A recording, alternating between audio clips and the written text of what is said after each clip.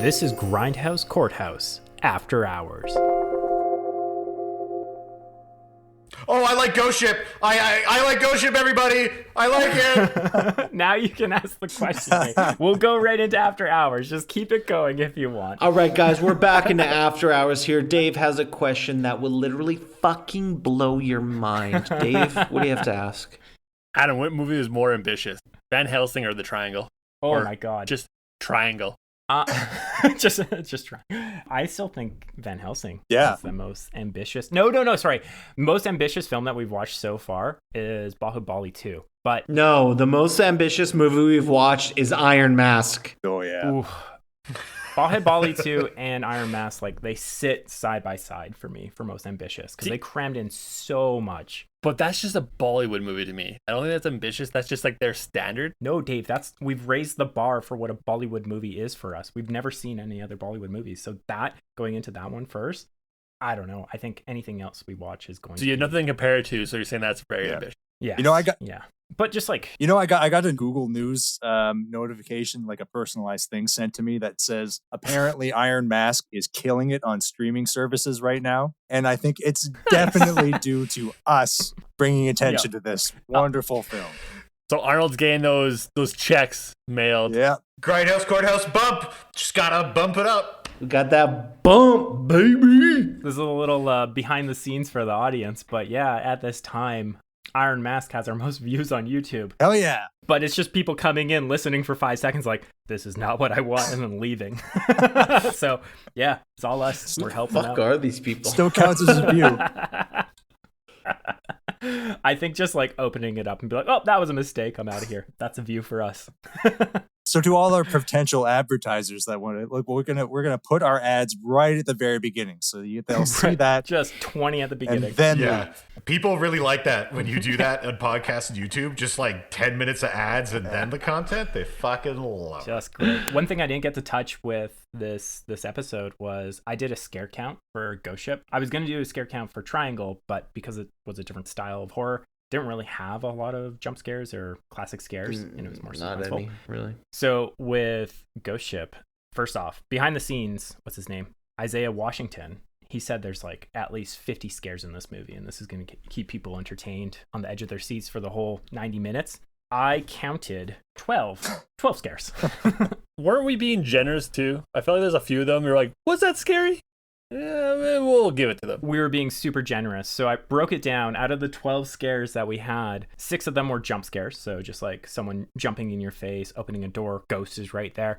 And then the other 6 were spooky things like, I don't know, blood.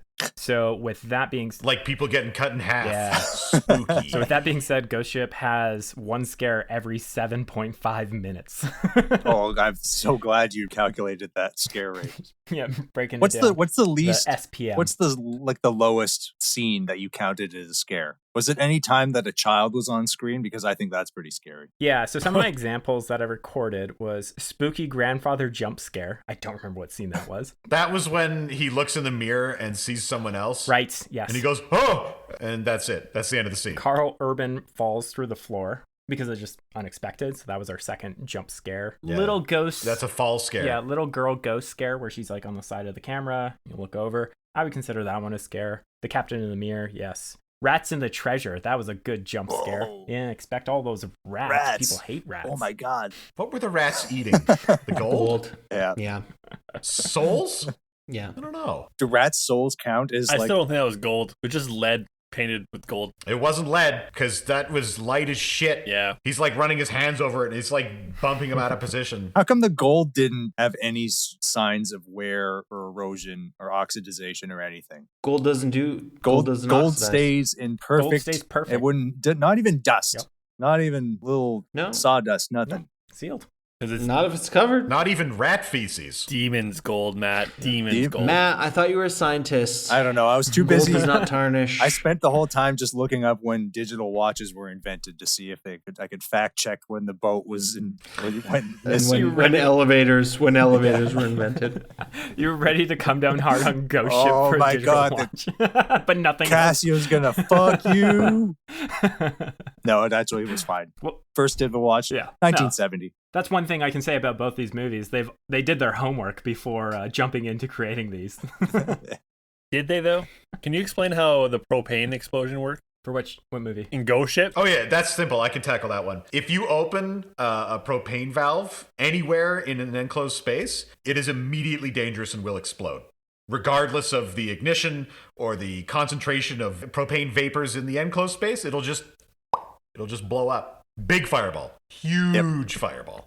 Next question. I got a lot of questions about the fireball and everything that ensues after that. So they're on the ship. Presumably they just have like flashlights and whatever. They're just checking it out. Their tugboat explodes. And then the very next scene, they have all their full scuba gear and all of their ship repairing materials and everything. I think we asked that same question. I think they brought it up with them. It was off scene. Like it was off camera. They just brought that stuff up when they were going to explore the ghost Just ship. for fun, I'm going to bring like 75 pounds per person of scuba gear. Well, they had that little crane. Okay. Just like hundreds of pounds of equipment. But the one thing they didn't bring with them, beans. What a shame. Because they had a full supply already. They had it covered. Dylan, what do you think about beans? He loved them. Yeah, that's canon now. Oh my God. I don't know what else I have to say about these movies, I've really. got nothing else to say about any of these things, so we can just wrap it there. Like, if we had to pick a winner, I would say Triangle. Dylan did convince me Yeah. Yeah, he pulled me around too. with the ending, but like, no, it's true. There was something there. Yeah, beans are delicious. But Okay, here's a question. What are you talking about? What's happening? Where am I? What? Okay. What loop are you in, Tom? Oh my God. Are you in the even loop or the odd loop? Oh my God.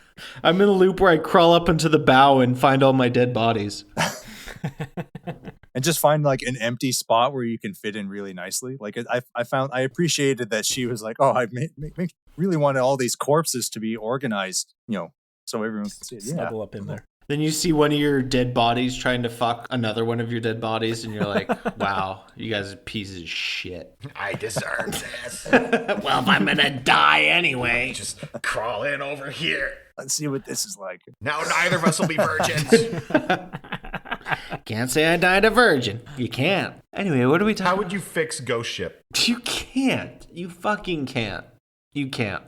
There's no way. Yeah, I can't think of any way either. It was perfect as it is. I was gonna say set it on space and cast Lawrence Fishburne and Sam Neill, but otherwise, yeah. Yeah, something about a hell engine. Put it in a haunted mansion and call it House on Haunted Hill. Cast Catherine Zeta-Jones. There you go. And Owen Wilson. Oh, yeah, that was another thing about Ghostship. Sorry, I forgot about this. What they wanted to do was, because the 13 Ghosts was such a hit, they're just like, we're going to pump out a horror movie each Halloween. Like, try and have a horror movie each year to be released on Halloween. We should do 13 Ghosts on here. Oh, God. Yeah, we could. It seems like right up our alley. It's a more competent version of Ghostship. I thought this was supposed to be the horror one. No, this was the Bermuda Triangle episode. It was going to be a rational discussion of, survivorship bias and, man's greatest but fear instead, is next year, Dave. Last night I was watching TV and they had a whole 3-hour long thing about the Bermuda Triangle. Really? The what? Did you watch it? It wasn't that good. And what'd you learn? That one ship got lost, and they found it 60 years later. It just sank.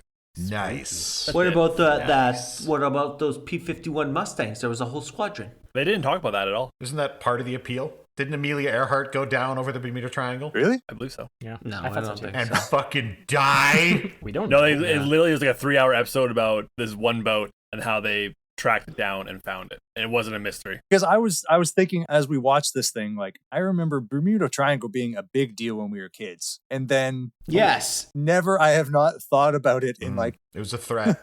Yeah. It was a threat. It was a threat.